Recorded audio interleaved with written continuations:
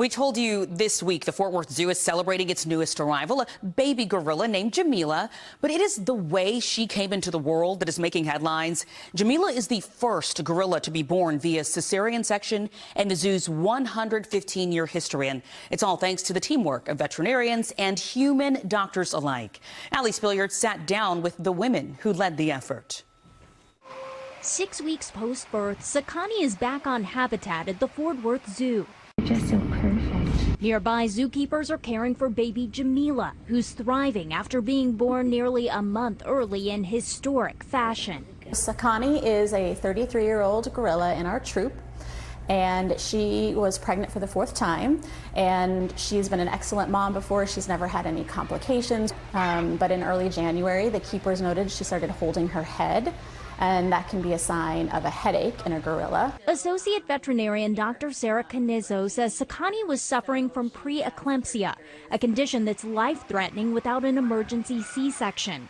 But though well-versed in the animal world, Canizo had never performed a cesarean. So she called OB/GYN Jamie Irwin, who's delivered hundreds of human babies but never a primate. Definitely a first for me. This is a once-in-a-lifetime, I'm guessing. And within 2 days, they assembled a team of both human and animal experts to safely bring Jameela into the world with her 200-plus pound mom under anesthesia. What was amazing and beautiful is that Sakani's anatomy is exactly the same as my human patients.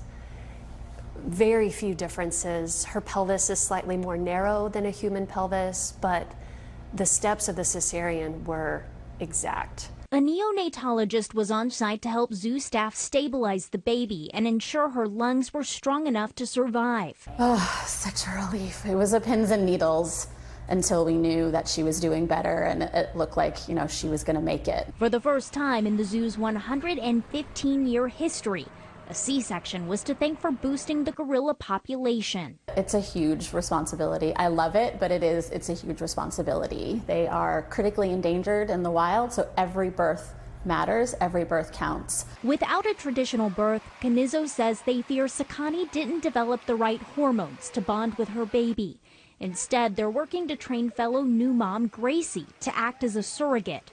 Until then, zookeepers will continue to care for Jameela, whose name in Swahili means beautiful, and is also a nod to Dr. Jamie, who never imagined she'd bring a primate into the world. I think one thing I've learned from this is do what God has gifted you to do, use your skill set, and doors will open where you get to be a part of something miraculous and beautiful and historic. In Fort Worth, Allie Spilliards, NBC5.